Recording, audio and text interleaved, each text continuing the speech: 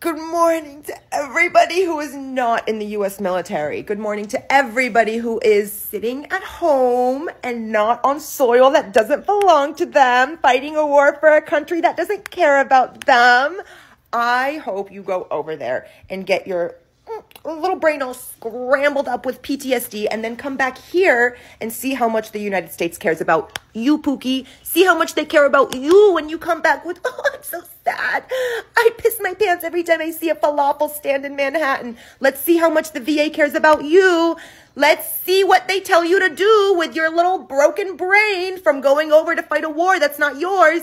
They're going to tell you to try breathing exercises because the U.S. government does not give a fuck about you once you cannot die for them. Once you're done, once you're a shell, they don't care about you. What did I say on Z-Way that one time? Yeah, I think that still stands as very accurate. I don't think maybe the men and the women that are 7 are interested in hearing from a woman that has spread so much corn across the world. Herself, she can't even go back to Lebanon. Why? Because of what she did while wearing the veil. You know? She can't go back there or else she gets stoned. So why should people listen to her? She has no moral standing to say anything that people should take seriously. Guys, what do you think in the comment section about this? Let me know and subscribe to the channel if you like the content.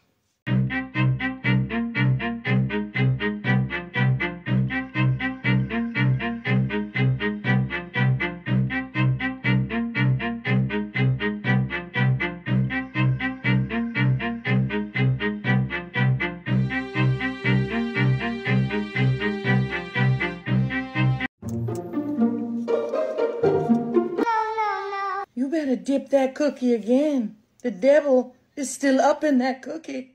For sure, the way she was doing her hands after just being baptized, definitely the devil is still up in that cookie. And she needs to be dipped again and again, again and again. Good morning to everybody who is not in the U.S. military. I hope you go over there and get your little brain all scrambled up with PTSD. Well, good morning to you too. Now that was a little aggressive. Now I'm doing my best not to, give any judgment because she has the freedom to say that. But the irony is because of soldiers, people in the military, is that she has the freedom to say those things. But it's all good. You're not the first to wish, that we come back a little messed up from a deployment, And to be honest, I probably do have a little bit of PTSD. But I do think it's a little wild to want to wish PTSD on somebody, especially when you've gone on talk shows talking about the PTSD you've gone through. So anyway, I got a story for y'all, and this reminds me of the first time something like this happened to me in person. So there I was, a little PFC about to go on my first deployment, right? We're talking 2009. And I was pretty nervous as much as anyone else was because, it was still going down back in those GWAT days. So anyway, I was on my way to my, phone service provider because I was going to suspend my phone service while I was deployed. So I go in there and I talk to the front desk lady and tell her, what's going on and what my plan is. And she just gives me the stare. And me at the time, I'm like, is everything okay? And she straight up said, how does it feel to unalive babies? Not unalive, but you get what I'm saying. I was already nervous as it is, right? And I was just like, man, okay.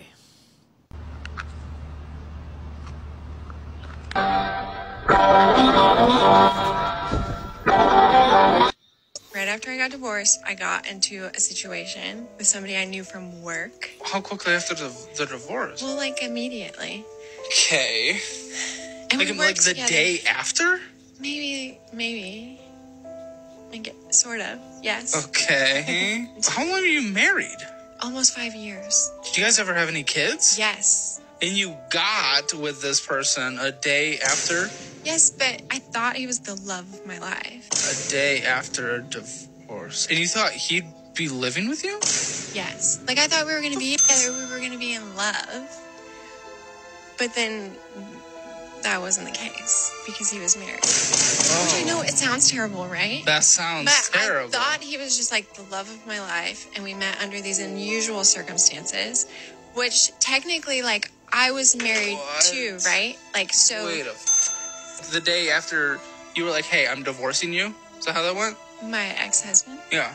We had like a conversation. And we were like, okay, so it's ending in a divorce? And Yes. the next day, you were with that dude? No, not exactly. But very soon after, yes. But he was married? I was under the impression that he was the same kind of married that I was. Which, The like... same kind. What kind of married is that? Like- That's insane. I think she's delusional, so maybe she was expecting, on the other hand, that even the other guy who do the same will file for divorce. I mean, guys don't just file for divorce, so women are mostly led by emotions. So she felt the husband wasn't the love of her life. She divorced him. Soon after that, she met a guy. And maybe she was assuming that he was going to leave his wife for what? For a woman who just divorced her husband? Come on. And then you wonder why so many men don't believe that marriage is worth it. It is because of how so many women view it. As if it's okay to just throw your vows out after an hour of deciding you're not going to be together anymore. That is not how marriage is designed. But it's scary how many women in today's day and age treat it that way. And then what happens to the men? Men are the ones that are more likely to pay spousal support, child support. They're going to lose half their assets. And I know that there's a lot of argument for that because, yes, the wife has supported him through making enough money. But I personally think that there is a difference between being the support and then the one actually doing the work. But I know that is a very controversial thing to say. Oh my God. Just want to let you know I keep myself in good shape. Doesn't make you a tough guy. But it does make me irresistible to your wife.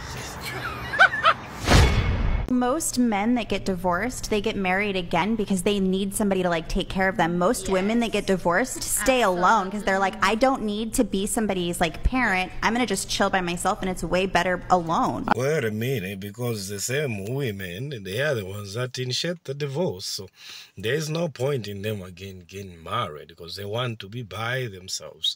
Maybe apparently in some marriage they felt trapped. I don't know if there are such things. People get trapped in marriages. But apparently women try to make it like they are trapped in these marriages, and when they leave, they want to be by themselves. And now they can't pay bills, and they go about crying on applications like on TikTok saying they regret leaving their ex-husband and they're busy because they found out it's hard out there. Or maybe some even start chasing young men for love when they've hit the wall. I think that men never usually want to get divorced in the first place. Because you guys get so much more out of a marriage. But I think it's because men generally are far more moral and they adhere to a much stricter moral guideline than women tend to. Well, I mean, you can shake your head, but you have nothing to back any of the things you're saying up. Nothing. Why is it that women are initiating divorces? Because they have to do too much for a man. A lot of the time, women are willing to go and be a single mother because they're a single mother at home with their husband. So they don't want to take care of an additional person. They want to just take care of themselves and their children. They don't want to have to also take care of a full-grown man. Care of everybody too. You're assuming that he is. Isn't Most men don't working? do that. Most men aren't doing that. Men are out working their asses off for their women. What do you mean? The men do also so much. I mean, the financial burden, they mostly take care of that. Even when women divorce men, they want to take half of what the men have worked for. So why would it be like? Because maybe you can say women do so much, or women can argue saying that women do so much in marriages. I think even men do so much. Because most of the times you find that if you are being evicted, it won't be because the woman couldn't pay rentals. It will be because the man can't pay rentals. Who do you think will be blamed if, or will say, it will be a man who's failed to take care of his family if he's getting evicted or his family is getting evicted. So men build all these walls around the kids and the children. They shield all these troubles and things that most the women, they never get to face in their lives. At first it will be their father shielding or building all these walls around them, and then women and children, they think, oh, like the world is fair, it's easy, because why? The father has built those walls around them. When they get married, the husband builds those around his wife and kids. So it only happens that when a woman divorces a man, still they never feel those how harsh life can be. Why? Because they they are still getting some money from that man that they are divorcing. You understand? So there's never at a point when women would feel that. It's only those the ones that are single, that have hit the wall, and that are by themselves doing their own things by themselves. You understand? But even them, at some point, they get to have some pretty privileges in workplaces. They get to be promoted, maybe based on the gender, to say, oh, you know what? Maybe we need to balance it up, gender equality. We need maybe X number of managers. Maybe we need, since we have maybe 10 male managers, can we have 10 female managers? Can we have 5 female managers? So you find that people are getting promoted based off sex and not really competence. Why? Because they are trying to have gender equality in an organization, if you know what I mean.